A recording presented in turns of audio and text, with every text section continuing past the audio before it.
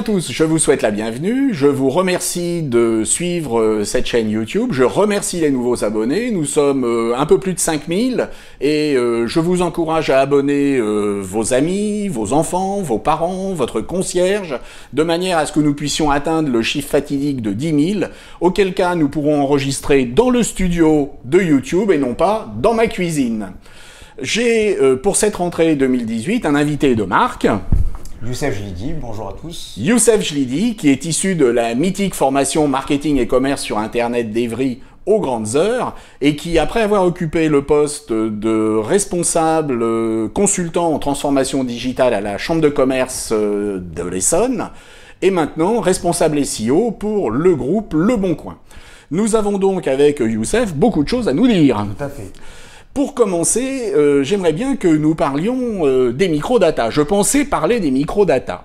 Les microdata, c'est un système de balisage, tu vas nous expliquer peut-être un petit peu plus en détail de quoi il retourne, et dont certains prétendent que ça ne sert à rien, d'autres que c'est fondamental, vital pour le SEO. Tu es spécialiste du SEO, qu'en est-il des microdata, et que devons-nous faire pour améliorer notre SEO techniquement ? Alors déjà, c'est important de comprendre ce que sont les microdata. Ce sont un petit peu une façon de décorer les résultats des moteurs de recherche. Vous avez déjà vu normalement lorsque vous avez tapé sur Google chaussures Nike taille 44, vous avez peut-être vu des étoiles. Lorsque vous avez cherché une place de concert, vous avez vu peut-être directement le prix et la localisation incrustée dans les résultats des moteurs de recherche. Donc c'est une façon de donner, d'enrichir un petit peu les résultats des moteurs de recherche. D'accord, donc ça veut dire qu'on dit à Google, ça c'est le prix du concert, ou on dit à Google, ça c'est mes horaires d'ouverture, ou... Tout à fait, donc l'internaute, lorsqu'il va taper des requêtes très précises sur un concert,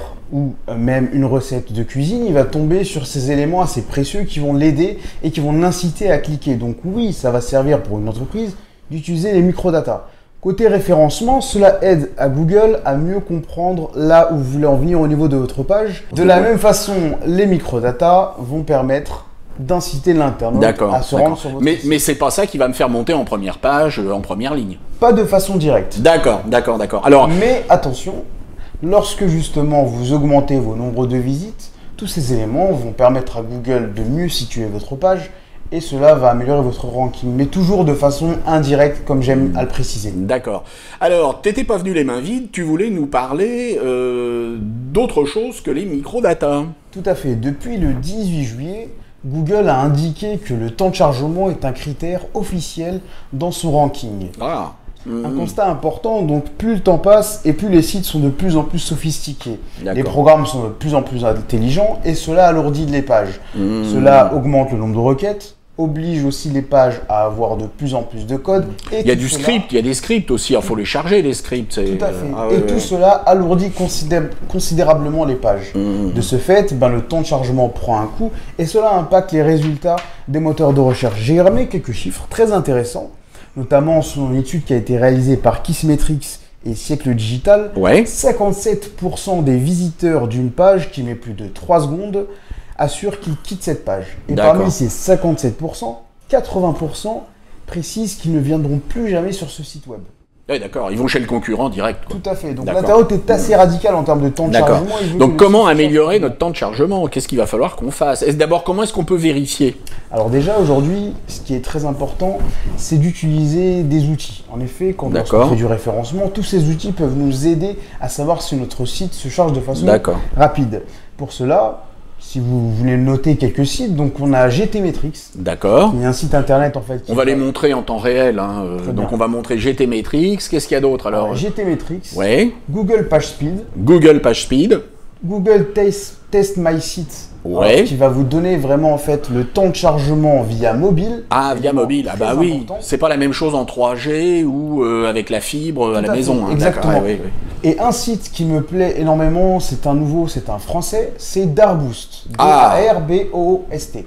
Donc c'est un site qui est très intéressant puisqu'il va vous permettre de faire un reporting en temps réel de votre temps de chargement. Et contrairement à certains sites comme GTmetrix, lui, il va vous permettre de tester votre temps de chargement directement à Paris. Génial. Donc Génial. du coup, vous allez avoir une vision beaucoup plus... On peut savoir, le chargement va pas être forcément le même en fonction de l'endroit où se trouve le... Bien sûr, plus bah on est loin d'un serveur et plus votre champ de chargement est important.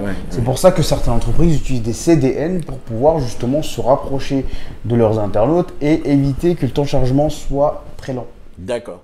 Et oui, donc c'est une super idée que tu nous donnes. Darboost, il faut bien qu'on le retienne. Tout à fait. Ok, tu es en train de nous donner tes secrets de fabrication là.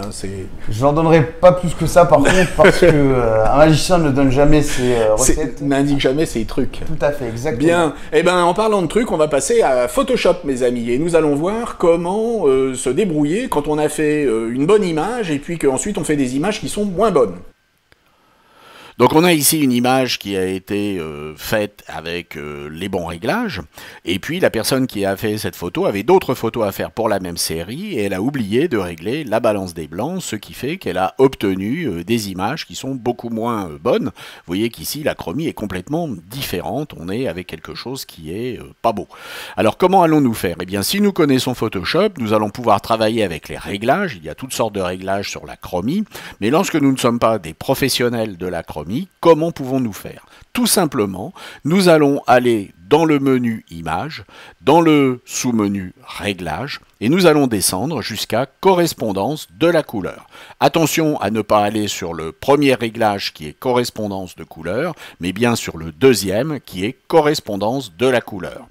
Le système est ici d'avoir une image qui est l'image de destination, et de définir quelle va être l'image source sur laquelle l'image de destination va se caler automatiquement.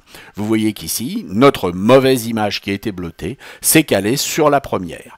Alors bien entendu, on peut affiner le travail avec les curseurs, en travaillant sur la luminance, en travaillant sur l'intensité des couleurs, le fondu, etc. Mais on peut tout à fait se contenter de demander à Photoshop de faire le travail pour nous, de manière automatique, avec les réglages par défaut. Bien entendu, c'est quelque chose qui va pouvoir être scripté, et si on a 200 images à faire, eh bien on va pouvoir déterminer un dossier et puis demander à ce que Photoshop automatiquement aille travailler toutes les images qui se trouvent à l'intérieur de ce dossier. Nous nous intéresserons dans une prochaine émission au système de scriptage sur Photoshop. Mais vous voyez que là, on a vraiment un super système de manière à pouvoir récupérer rapidement une image à condition d'avoir une image de base qui est bonne. Alors nous allons maintenant parler de nos formations, Youssef, car nous sommes collègues. Nous travaillons tous les deux pour LinkedIn Learning. Et LinkedIn Learning, ce qu'il faut savoir, c'est que c'est un catalogue de formations qui regroupe toutes les formations qui avaient été faites par Video2Brain, et également les formations de lynda.com. Et si vous avez un compte premium sur LinkedIn, vous avez accès à la totalité de ce catalogue. En français, en anglais, en espagnol, en allemand. Tu parles allemand couramment comme moi. Tout à fait, tout à fait. En japonais. En japonais c'est un peu plus dur, mais bon ça va, dajobu, deska, et puis maintenant en portugais. Et donc vous avez ici la page de Youssef et vous pouvez voir toutes les formations de Youssef sur LinkedIn Learning. En ce qui me concerne, vous avez également mes formations, il y en a plus de 80 maintenant, et les dernières formations que j'ai faites sont particulièrement intéressantes parce qu'il s'agit de travailler sur des fondamentaux du marketing, le comportement des utilisateurs, c'est-à-dire comprendre comment les utilisateurs fonctionnent, quels sont leurs biais cognitifs, sur quoi on va pouvoir jouer pour pouvoir les convaincre.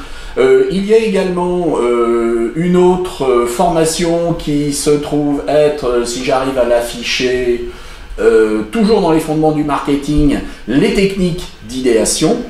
Les techniques d'idéation sont les techniques pour sortir de la pensée linéaire et aller un peu plus loin que le brainstorming basique, mais de manière à pouvoir animer une équipe de manière à leur faire sortir toutes les idées créatives qu'ils peuvent avoir. Donc le jour où vous avez animé une équipe, c'est vraiment intéressant de connaître ces techniques. Il y en a plus d'une douzaine. C'est un cours original de Brad Beitzel, le célèbre Brad Beitzel que j'ai adapté et qui est vraiment très intéressant. Il y a également une autre formation qui me tient à cœur, qui est celle concernant le marketing pour les entreprises de services. C'est-à-dire, Didier?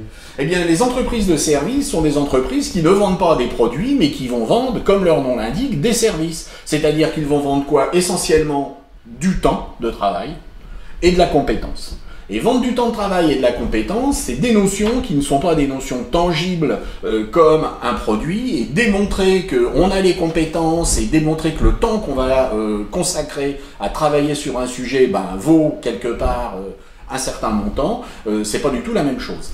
Et donc c'est intéressant de voir comment des entreprises qui peuvent être par exemple à la limite même des indépendants, des consultants, des graphistes, ou une entreprise de service classique, ça peut être un comptable.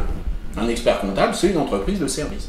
Voilà. Donc là, c'est une formation qui est particulièrement intéressante à ce sujet. Alors bon, des formations, il y en a énormément. Je vous rappelle qu'avec un compte LinkedIn Learning, vous avez accès à la totalité du catalogue. Eh bien, je pense que nous arrivons à la fin de notre petite session, Youssef. Merci d'être venu. Merci à toi, merci de m'avoir invité. Et puis, j'espère qu'on se reverra et puis que tu viendras nous apporter d'autres astuces. On essaiera de cuisiner un petit peu Youssef sur ces trucs, parce que même si un magicien ne donne pas ses meilleurs trucs, il peut nous donner des trucs qui vont nous être quand même très utiles. Tout à fait. Ok, eh bien je vous remercie à tous de suivre cette émission. Pensez à vous abonner, pensez à abonner vos amis, votre famille, vos collègues. Pensez également que quand vous êtes abonné, vous avez une petite cloche, et en cliquant sur cette petite cloche à côté de l'endroit où il est marqué que vous êtes abonné, vous allez pouvoir vous abonner aux notifications, c'est-à-dire être prévenu à chaque fois qu'il y a une nouvelle vidéo sur la chaîne. Je vous remercie, je vous dis à tous au revoir et à très bientôt. Au revoir.